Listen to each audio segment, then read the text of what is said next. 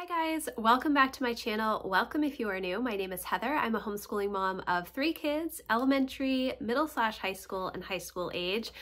We just finished our 12th year homeschooling this year. Today I am going to be talking about our Brave Writer choices for 2023-2024 and how we kind of combine Brave Writer with the Sonlight language arts that we already use. So let's get started. Okay guys, so today I'm going to be talking about our Brave Writer choices for the coming year. If you watched my curriculum choice videos, you will know that I do buy the Sonlight literature language arts packages from them. I have been using Sonlight since we began homeschooling, and I love the literature-based learning. I love all of their book selections. It has always worked really well for us. Now, I started using some of the Brave Writer resources when Emma was around 9, I think, 9, 10 years old. I can't remember exactly. I feel like it was 9. And I really love the Brave Writer guides. Their arrows and boomerangs have been so good for us over the years, and I think part of why it has worked so well for us is because there's been a lot of crossover between the Sonlight book selections and the Brave Writer book selections. So typically what I will do is I will purchase our level of Sonlight, whatever that is. I will leave links for our curriculum choice videos for this year so that you have those available. Emma is going to be doing level 300, which is 20th century world history and world literature. Jack is going to be doing level 100, which is American history, and Lucy is going to be doing level D, which is year 1 of 2 of American history. So I am not going to be choosing anything for Lucy this year. I may end up doing an arrow that I already have or a dart that I already have, because I did purchase the dart collection a few years ago because they were a lot of books that we already own, and I knew that eventually I would read them with Lucy. I have not looked at those books and guides that I already own for her, because she does have a pretty full year this year already. And I think she's still just a little bit too young for some of the Brave Writer guides. She's 8, she'll be 9 in the middle of next year. So I'm kind of just pushing off Lucy from Brave Writer for the time being. We have never used the Jot It Down program. We never used the Quill program. So that is, I wanted to get that out of the way first. But with Jack, there are a lot of books in the level 100 literature that are crossovers with the Brave Writer arrows and boomerangs. And so when I went through those, I realized that several of the books that are on the new list for 2023-2024 boomerang selections that Brave Writer just came out with last week are books that he has either already read or I think he would really enjoy reading. And so I may include those guides and kind of do a trade-off. In my curriculum choice video for Jack, I talked a lot about literature and how I wasn't sure if the level 100 literature would be too much for him. I wasn't sure if the book selections would be enjoyable for him. I don't want him to hate what he's reading, and I have talked a lot about how I've had trouble choosing books for him lately. He is very specific on what he likes, and even when I think it's something that he likes, I think that it's mainly he doesn't like somebody else choosing books for him. So I thought maybe using some of the guides for books that he's already read in combination with some of the books that I'm requiring of him to read this next year, I think that might be helpful. So I'm going to go through the book selections from Brave Writer. I do have 10, and so I may end up cutting a few of the other books that I had talked about in Jack's curriculum choice video. The way that we work it with Sonlight is if there is a book that they are reading for Sonlight, we replace the language arts portion with the Brave Writer guide. So For instance, when Jack is reading Children of the Longhouse for Sonlight, instead of doing all of the writing exercises relating to this particular book, we will do the Brave Writer Arrow for him instead. Now, some of these I already own and they're being updated this year, and I'm really having a hard time trying to figure out if I want to purchase them again. Because they have changed the prices for the Brave Writer guides. They're now $19.95, which is very, very expensive, especially if you're thinking about getting 10 single guides for the year, you know, doing one each month. That is a lot of money. And it doesn't even include the writing portion, which is the partnership writing, it's not faltering ownership now, it's building confidence, the help for high school.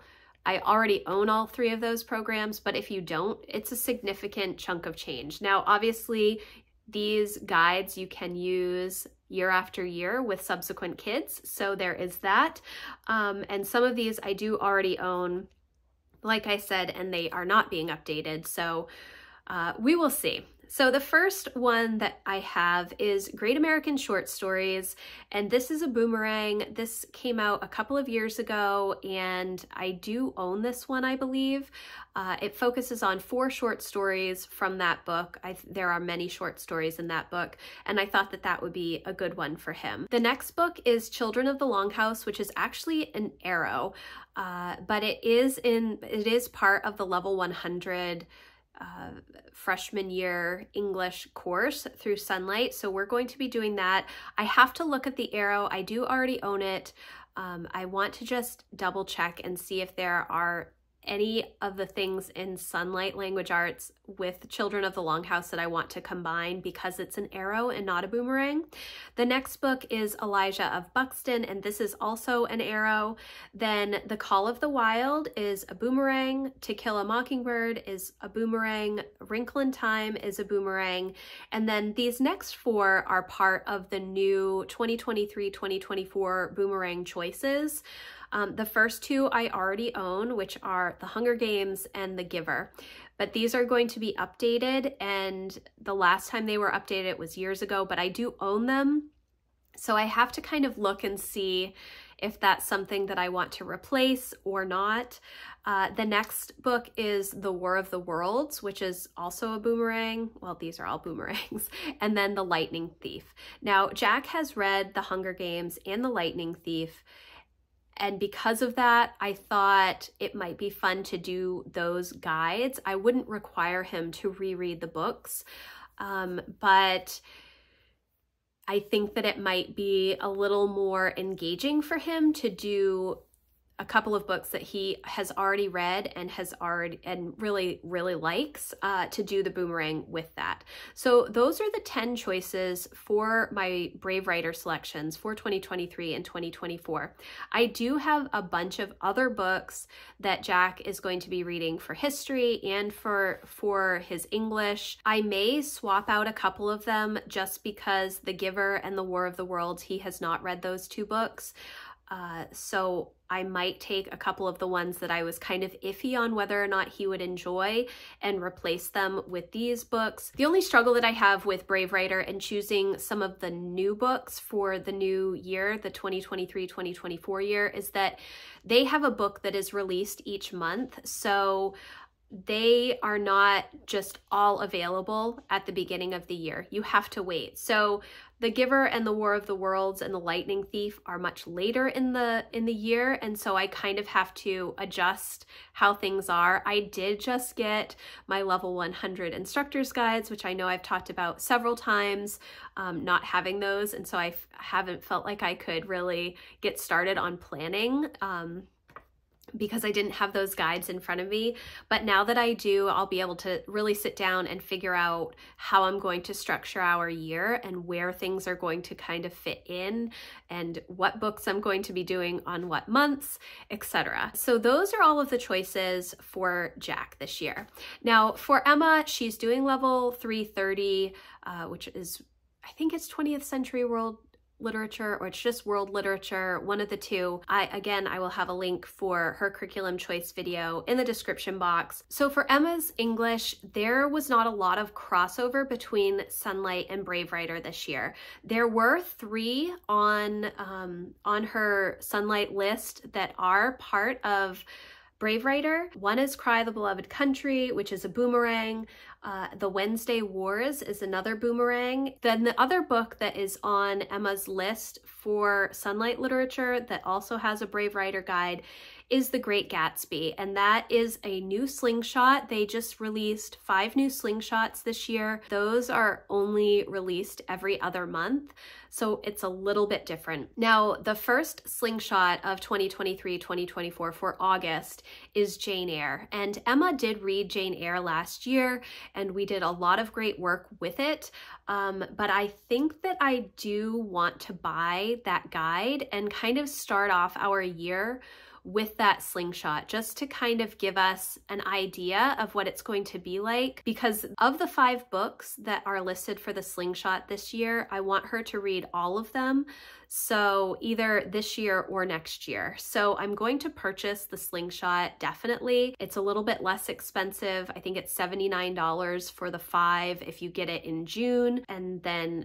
again, I think they're $20 a piece if you buy them, you know, individually. So I thought that I would have her do Jane Eyre, the Jane Eyre slingshot, because I thought it would be fun. She really liked the book. She really liked the movie. And I think there's a little bit more that we can explore and just kind of start our year off with something that we all enjoy already. The next slingshot is the narrative of the life of Frederick Douglass, which was not on her list, but I thought it would be a good addition for her to have this year. I read this book a long time ago, and I think that it's really good. So we're going to be doing that one. That one I believe is in October. The next book that was on the slingshot list for this year was Animal Farm. And I know that I talked about switching out Brave New World, which is on the Sonlight list for 1984.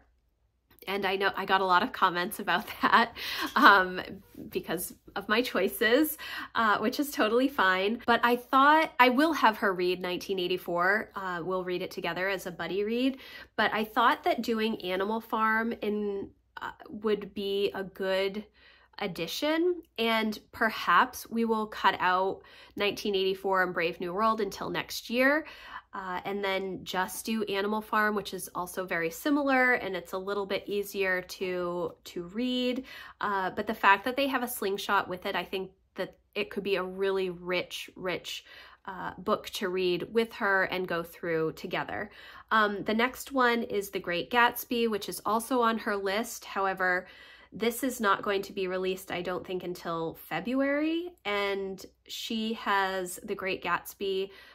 She would be reading it in week 5, so I'm not sure if I will switch the order of books around or if I will just have her read The Great Gatsby, and then whenever the guide comes out, we will go through it. I'm still up in the air on that. Sometimes I do that. Sometimes I will switch the book order around, but it really depends, and I also just need to look at what is required for The Great Gatsby in the Sonlight literature portion and see if there's anything that I still want to cover or if I'm going to completely switch it out for the slingshot. Then the last book that I don't have as a book for her to read this year is I Know Why the Caged Bird Sings by Maya Angelou, and that is a book that I do want her to read at some point. So I am going to, like I said, buy the whole slingshot this year package, but I probably won't have her read that book this year.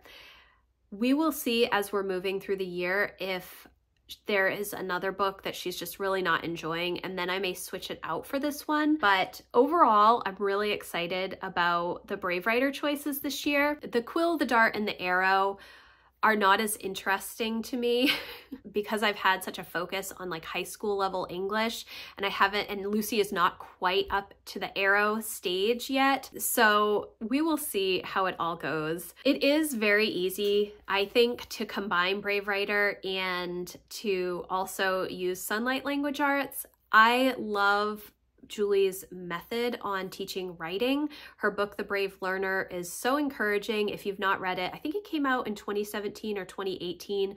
I think it is a must read, really, for all parents. It has so much good information in it and a lot of fun activities. One thing that we always do every single year is do a wall of questions with sticky notes that my kids love to do that project. We've been doing that for years, well, since I read about it in The Brave Learner.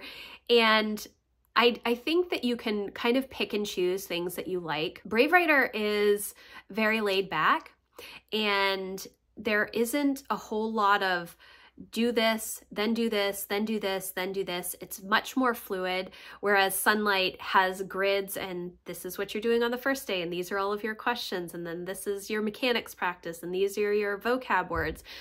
Brave Writer does have that, but it is in a much more, it's like in a gentle way of presenting it. And, you know, Julie always says, drop what isn't working, add what you really like, do the things that you enjoy. And I think I really like how we do language arts in our home. It is a lot of books to read, but it's also a lot of fun for us. So I did want to share these Brave Writer choices with you. I will leave links for all of the choices this year, and they even have like a Google spreadsheet where they list all of the guides that they've ever done for ever. You can sort them by age, you can sort them by, you know, history, time period, or all kinds. They have all kinds of ways that you can sort them. Another thing that I didn't mention is that this year, for all of the new quill, dart, arrow, boomerang, slingshot, they have a corresponding unit study or masterclass within the Brave Learner home. If you purchase a bundle or a package from them, you get access to the Brave Learner home. I don't know if you can purchase just the Brave Learner home separate. That might be like a subscription that you can have. But they have unit studies within the Brave Learner home, and this year they've attached a unit study to each of the books for each of the months. So that'll just give you a little bit extra to try and tie in other subjects with the current book that you're reading, which obviously we do a lot of with literature-based learning through Sonlight. So I really liked that quite a bit. And I think that that will be interesting, especially with some of the slingshots and boomerangs, because they do have some master classes attached to them, which will be interesting to go through. Now, for the writing portion, like I said, I do have the partnership writing, the building confidence, and the Help for High School. I purchased Help for High School last year for Emma, and we started to go through it, but then the fall was really crazy, and so we did not get through it as much as I would like. So I think that this year I may combine Jack and Emma with doing Help for High School. It's all about essay writing. That's essentially what it is, how to write an essay, and it has a lot of examples about essays, which I think is helpful. So I think that I might go through that slowly with the kids and see how that goes. In addition to what we're working on with Sonlight, I do pick and choose the writing projects from Sonlight. There are a lot once you get into the high school levels. It's like a paper a week, and sometimes I think that that is a little excessive. So I will pick and choose based on my kids' needs. And I always say that to anybody that is using curriculum. Curriculum is a tool. It does not need to be followed exactly how it is. You know, obviously you know your kids and you know what they need. So if you do not need to do another character sketch, you can skip that writing project and do something else, or just do a free write, or, you know, work on creative writing. It doesn't have to be exactly what is written in the curriculum. It can be, though. If you are one that wants to follow every single thing that is done, that is totally fine. If that works for your family, that's great. For us, I tend to move things around. It's just how I like to work, and that gives us the opportunity to kind of switch out things, switch out some of the Sonlight stuff for the Brave Writer stuff. And I know that they're still getting a great full year of English. It's just picking from a bunch of different places. So these are my Brave Writer choices for 2023-2024. If you have questions about anything that I talked about, please let me know in the comments, or you can email me. My contact form is always in the description box. If you have specific questions about how I combine Brave Writer and Sonlight, let me know. I don't know if there's any more detail that I can give to it besides like doing a lesson maybe at some point. Maybe I could figure out how to do that within a month, do some crazy vlog of how we use Brave Writer and Sonlight together. I don't know how that would work. But thank you guys so much for watching. I hope that you enjoyed this video. If you did, please give it a thumbs up, and I will see you in the next one. Thanks guys. Bye.